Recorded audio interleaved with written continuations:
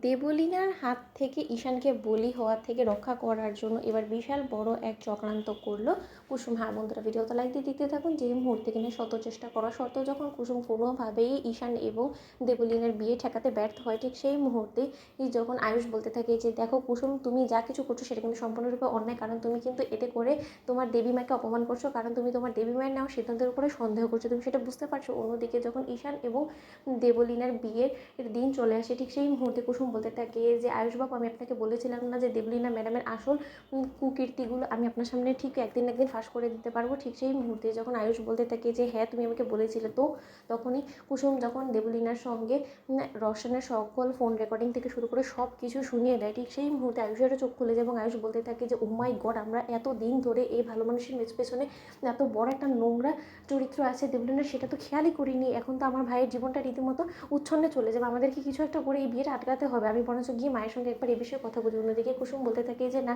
এই সব কিছু করা হয়ে গিয়েছে, আপনি কোনোভাবে কোনো কিছু হাসিল করতে পারবেন না, বরঞ্চ এতে করে উল্টো দেবীমা আপনাকে ভুল বুঝবে। হয়তো এটা বুঝতে পারি দেবীমা যে আমি হয়তো বা দেবীমার বিরুদ্ধে আপনাকে উস্কে দিয়েছি, তার থেকে বরঞ্চ একটা কাজ করা যায় আয়ুষবাবু।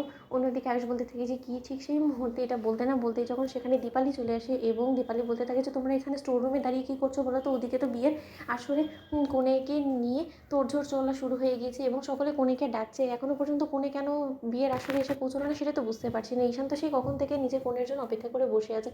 অন্যদিকে এই কথা বলতে না বলতেই যখন কুসুম বলতে থাকে দীপালির দিকে একদৃষ্টিতে তাকিয়ে থেকে যে দীপালি পেশি, আমাদের অনেক বড় একটা বিপদ চলে এসেছে সামনে এবং এই বিপদের হাত থেকে একমাত্র তুমি আছো যে কিনা উদ্ধার করতে পারো। অন্যদিকে দীপালি বলতে থাকে যে আমি কী করে তোদেরকে বিপদের হাত থেকে উদ্ধার করবো বলতো? অন্যদিকে আয়ুষ বলতে থাকে যে তুমি দীপালি পিসিকেই বা কেন এর মাঝখানে ইনভলভ করছো সেটা তো আমি বুঝতে পারছি না। অন্যদিকে দীপালিকে পুরো ঘটনাটা বলে দেওয়ার আগেই যখন কুসুম বলতে থাকে যে তোমাকেই আজকে দেবলীনা ম্যাডামের জায়গায় সেই বিয়ের আসরে গিয়ে বসতে হবে ঘোমটার আড়ালে। অন্যদিকে দীপালি বলতে থাকে যে তোর কি মাথা খারাপ হয়ে গেছে কুসুম, তুই এসব কী সব উল্টোপাল্টা কথা বলছিস বলতো? এবং আমি দেবলীনার জায়গায় কোণে সেজে বিয়ের মণ্ডপে বসবোই বা কেন বলতো?